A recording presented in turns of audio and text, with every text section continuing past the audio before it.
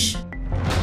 Je m'appelle professeur Noël Tchani Mwadjanvita. Je suis candidat numéro 19 à la présidence de la République démocratique du Congo, mais aussi candidat numéro 489 à la députation nationale pour la circonscription électorale de la Lukunga. Qui suis-je? Docteur en sciences économiques de l'Université de Paris 9 Dauphine à Paris. Et après cela, j'ai un diplôme post-universitaire en leadership et management de l'Université de Harvard aux États-Unis. J'ai travaillé pendant 40 ans dans les banques commerciales d'investissement et de développement aux États-Unis, à la JP Morgan Chase à New York, qui est la plus grande banque du monde, mais aussi 30 ans à la Banque mondiale à Washington. Je suis sorti de la Banque mondiale en tant que directeur résident, gestionnaire des pays. J'ai couvert les programmes de développement dans plusieurs pays, en Afrique, en Asie, dans la Caraïbe, en Amérique latine. Je suis donc spécialiste du développement. Voilà ce que je suis. Je suis marié à une Congolaise. Je suis de père, de mère et d'épouse congolais d'origine. Quel est mon projet de société?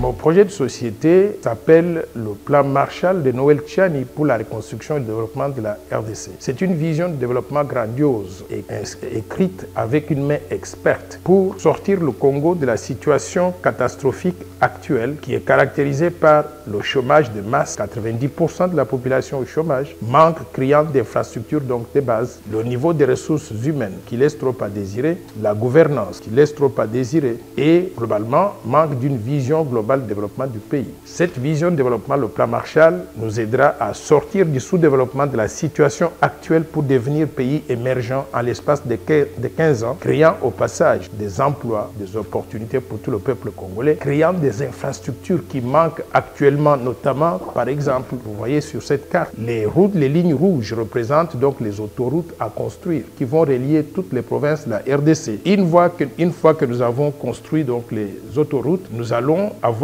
un plan de développement de chacune des villes. Les points jaunes que vous voyez sur la carte sont des villes existantes, mais qu'on appelle villes, mais en réalité ce ne sont pas des villes. Pourquoi? Parce que les conditions sont très déplorables. À partir donc de cela, nous allons mettre en œuvre un plan de développement de chacune des villes qui se présente donc de la façon suivante. Ce plan de développement des villes, les points jaunes que vous voyez sont des quartiers résidentiels et je vais vous montrer à quoi ça va ressembler. Les espaces verts représentent les espaces d'exploitation agricole, d'élevage et de pêche. Nous allons mécaniser ces trois secteurs-là pour créer l'autosuffisance alimentaire et dégager un surplus que nous pouvons exporter vers le reste d'autres provinces en RDC, mais également vers le reste donc de pays africains, dans le cadre de ce qu'on appelle la zone de libre-échange continentale, la ZLECAf. Ici, on va installer les entreprises industrielles qui vont acheter la production agricole, d'élevage ou de pêche pour transformer cela localement et mettre ça dans des boîtes de conserve afin d'exporter vers d'autres provinces, mais également vers l'Afrique. Et ici, les points jaunes que vous voyez, nous allons construire les quartiers résidentiels.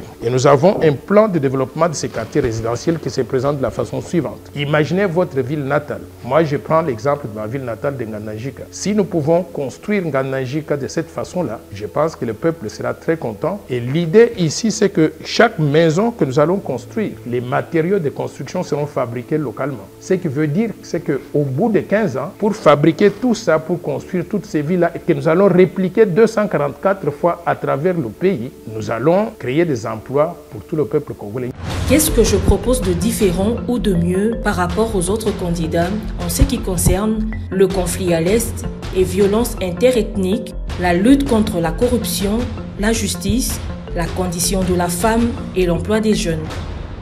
Le conflit à l'Est, c'est un problème qui est créé de toutes pièces par les Rwandais, qui fabriquent des rebelles, qu'ils nourrissent, qu'ils habillent et qu'ils arment et les envoient sur le territoire congolais pour créer le désordre. Je crois que nous avons tenté plusieurs solutions pendant les 2 dernières décennies. Maintenant, j'estime que nous devons prendre conscience que tant que le Rwanda reste tel qu'il est aujourd'hui, le Congo n'aura plus jamais de paix. Par conséquent, je propose que nous puissions investir massivement dans l'armée, la police, les services de sécurité pour avoir la meilleure armée du monde, la meilleure armée de l'Afrique, si je peux dire. Cette armée-là, nous n'allons pas simplement l'avoir pour faire les défilés sur le boulevard du 30 juin. Si le Rwanda ne se comporte pas comme il se doit, il va falloir que nous puissions aller à l'origine du mal, c'est-à-dire entrer dans Kigali, si je suis président, président de la République. On se réveille un matin, les FARDC se trouvent à Kigali. Et une fois qu'ils sont à Kigali, ils ne vont plus sortir.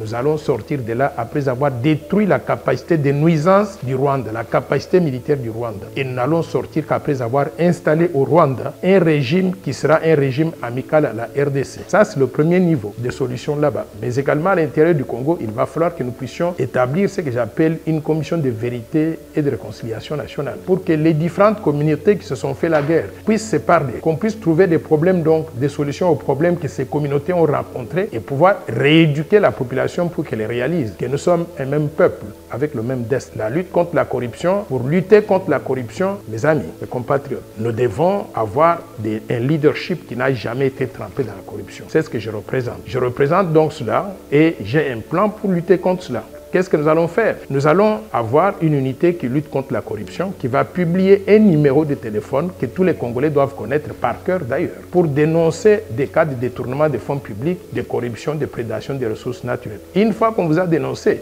vous êtes encore présumé innocent, vous n'êtes pas encore coupable. On va envoyer des inspecteurs qui vont inspecter pour voir s'il y a des indices sérieux de corruption. Quand on détermine que vous êtes corrompu, on vous trimballe devant la justice et on va vous juger. Ça va passer en direct à la télévision. Et une fois que vous êtes condamné, on vous met à Makala, peut-être pour 25 ans ou 30 ans. Vous n'allez pas sortir de là. Même quand vous êtes à Makala, vous commencez à dire « j'ai mal aux pieds, j'ai mal aux dents, donnez-moi la liberté provisoire ». Vous êtes un mauvais citoyen, vous allez rester à Makala pendant donc le nombre d'années que la justice donc vous a donné. Mais deux, vous n'êtes plus autorisé à vous présenter à des postes à mandat électif. Vous ne pouvez pas être candidat à la députation nationale, candidat à la présidence de la République. Vous ne pouvez pas soumissionner pour les marchés publics. Vous ne pouvez pas vendre vos services donc à l'État congolais parce que vous êtes un mauvais citoyen. Et enfin, on va vous arracher le passeport national, le passeport de la RDC. On vous l'arrache pour vous empêcher de voyager à l'étranger, pour aller vous faire soigner à l'étranger parce que vous êtes un mauvais citoyen qui a créé des conditions où on ne peut pas avoir de l'argent pour construire les hôpitaux localement. Les femmes représentent 53% de la population congolaise. Les jeunes représentent 60% de la population congolaise. Nous ne pouvons pas développer le pays tant que les jeunes et les femmes ne sont pas inclus dans les programmes de développement de notre pays. On doit créer des opportunités pour tout le monde. Comment est-ce qu'on va le faire? Je voudrais qu'on améliore l'accès à l'éducation et à la santé de qualité. Pour améliorer l'accès à l'éducation et à la santé de qualité, je propose que l'enseignement primaire et secondaire soit gratuit. Même système dont j'ai bénéficié moi-même. Et quand vous allez à l'université, je veux qu'on rétablisse le système des bourses d'études. Mais en plus de cela, parce que les bourses d'études sont supportées par l'État simplement, je voudrais qu'on crée un fonds national de soutien aux étudiants qui pourra être alimenté par des contributions budgétaires. Ce fonds national pourra faire des prêts aux étudiants, surtout des finalistes, des prêts aux étudiants qui sont remboursables sur une période donc de 10 ans pour permettre à ceux qui n'ont pas de moyens d'emprunter, de finir les études et d'être qualifiés pour trouver du travail. Et quand ils trouvent du travail, ils peuvent rembourser. Mais ces prêts-là seront assortis d'une garantie gouvernementale. Ils seront faits par les banques commerciales avec la garantie express donc de l'État congolais. Et d'ailleurs, l'enseignement primaire et secondaire, ils seront obligatoires jusqu'à 18 ans. Après cela, bon, l'individu peut faire ce qu'il veut. Ça, c'est la première étape pour préparer les jeunes et les femmes. Maintenant, nous allons créer donc des mécanismes pour créer des emplois pour les gens. Ces mécanismes vont venir de deux façons. La politique des grands travaux d'infrastructures que je viens de vous présenter tout à l'heure, là, pour construire toutes ces infrastructures-là, les routes, les chemins de fer, les quartiers résidentiels, les quartiers administratifs, pour faire tout ça, les villes modernes, il nous faut avoir des gens qualifiés. On va faire donc l'enseignement professionnel pour préparer les jeunes et les femmes à occuper ces postes-là. Ça, c'est la deuxième chose. Mais la troisième chose, c'est que toute personne qui trouve du travail, il doit vivre correctement. Nous allons introduire ce qu'on appelle le système des salaires minimum garanti que moi j'ai établi à au moins $1000 par mois dans le secteur privé et dans le secteur public. Si bien que tous les jeunes et toutes les femmes qui trouvent du travail, ils pourront vivre adéquatement parce que bien payés avec un salaire de $1000 au moins par mois. À quel changement s'attendre dans les 3 mois suivant ma prestation de serment pour tous les Congolais de la ville comme du Congo profond? Des gros changements vont intervenir et nous allons montrer le chemin dès le départ. La première des choses, des réformes que je voudrais que nous puissions instituer, c'est faire passer à l'Assemblée nationale quelque chose qui manque au pays aujourd'hui pour protéger la souveraineté nationale, l'intégrité territoriale et réaffirmer l'indépendance de la RDC. Faire passer ce qu'on appelle la loi Tchani de père, de mère et d'époux, d'épouse ou d'époux. Cette loi Elle dit simplement que ceux qui ne peuvent accéder aux fonctions de souveraineté, président de la République, président du Sénat, président de l'Assemblée nationale et d'autres fonctions, que des Congolais d'origine nés de père, de mère et eux-mêmes mariés aux Congolaises d'origine. Ça, c'est une priorité qui devra passer à l'Assemblée nationale parce que nous avons trop traîné et aujourd'hui, nous avons des étrangers qui sont dans la course pour la présidence de la République. Des gens qui ne devraient pas être autorisés à se présenter à ces postes-là. Et l'autre avantage de cette loi, c'est qu'on va déclarer le principe de l'irrévocabilité de la nationalité congolaise qui permettra à tous ceux qui sont dans la diaspora, qui ont acquis de nationalités étrangères, de redevenir congolais. Et cette modification-là permettra au Congo de récupérer les 15 millions de Congolais dans la diaspora qui ont perdu la nationalité congolaise parce qu'ils ont une nationalité donc étrangère. Nous allons fermer les yeux sur les nationalités étrangères. On va leur dire, vous êtes nos frères, revenez au Bercail, vous êtes congolais. Si vous voulez venir travailler au Congo, vous êtes des ressources humaines de qualité, venez vous ajouter donc aux Congolais de l'intérieur. Maintenant, deuxième chose que je vais faire passer au niveau de l'Assemblée nationale, c'est de faire adopter la loi, c'est ce que j'appelle le plan Marshall de Noël Tchani pour la reconstruction et le développement de la RDC. C'est une vision de développement, vision experte. Nous allons faire adopter ça au niveau de l'Assemblée nationale pour que tout le monde partage la même vision. Si nous avons la même vision, nous saurons comment travailler ensemble pour que le pays puisse avancer. Troisième chose que je vais faire dans les 100 premiers jours, c'est la question de la paix et de la sécurité à l'Est. Je vais faire l'inventaire de ce que nous avons, de ce qui nous manque et avoir un plan d'action pour mettre l'armée, les services de sécurité, la police à jour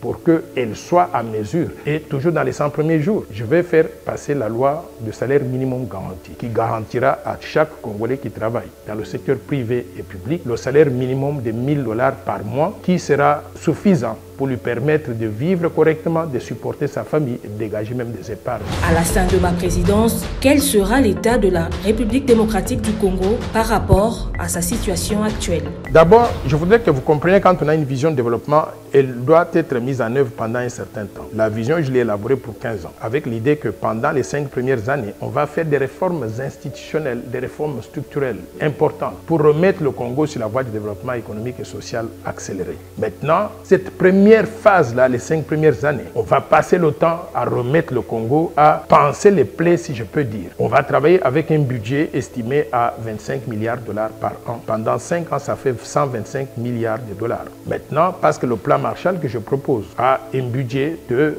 1 000 milliards de dollars sur 15 ans, nous allons créer ces conditions-là pour que pendant le deuxième quinquennat, si nécessaire, qu'on ait atteint la vitesse de croisière. L'objectif étant de faire du Congo un pays émergent au bout de 15 ans. Un pays émergent, c'est-à-dire un pays développé, où tout le monde a du travail. Les gens, on a changé suffisamment des mentalités des gens. Les gens se sont remis au travail et les gens ont appris des valeurs et des antivaleurs qu'il ne faut plus donc jamais répéter, telles que la corruption, le détournement des fonds publics. Parmi les réformes institutionnelles, je vais mentionner quelques-unes. Il faudrait qu'au niveau du Parlement, qu'on puisse supprimer le Sénat, qu'on garde l'Assemblée nationale. Pourquoi? Parce que je ne vois pas pourquoi dans un pays on doit avoir une Assemblée nationale de 500 députés et quand ils ont adopté une loi, on envoie à des vieux fatigués au niveau du Sénat qui vont recommencer donc à zéro. On va supprimer donc cette deuxième possibilité-là. Maintenant, au niveau même de l'Assemblée nationale, j'estime que 500 députés, c'est trop pour un pays qui n'a pas de ressources. Nous allons réduire le nombre de députés à 10 députés par province pour faire un total de 260 députés. Ça nous dégage des épargnes énormes.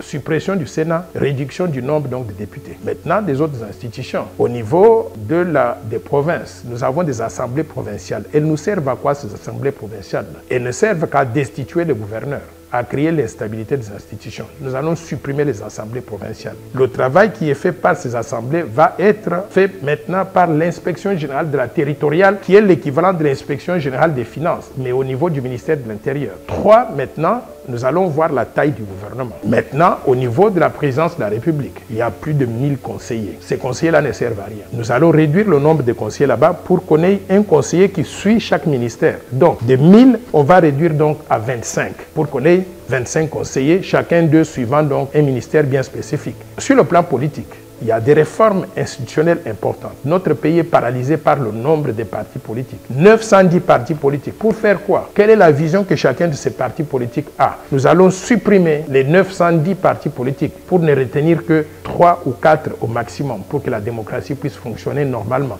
Tous ceux qui ont des mêmes idées, des mêmes visions, ils n'ont qu'à travailler ensemble. C'est regroupé donc dans ces 3 blocs-là des partis politiques. Au-delà de cela, il y a tout plein de petites unités qu'on crée tous les jours qui sont rattachées à la présidence pour faire tel travail. On va supprimer toutes ces choses-là parce que le gouvernement sera mandaté de faire le suivi. Mes chers compatriotes, je m'appelle professeur Noël Tchani Mwadianvita, candidat numéro 19 à la présidence de la République démocratique du Congo, mais aussi candidat numéro 489 à la députation nationale à la Lukunga. Avec mon expérience, mon éducation, j'apporte un leadership différent qui peut transformer la RDC en mobilisant tous les Congolais pour que nous devenions un pays meilleur que ce que nous avons aujourd'hui, conformément à la vision de Patrice Emery Lumumba et d'autres martyrs de l'indépendance. Candidat numéro 19 à la présidence de la République, je compte sur vous.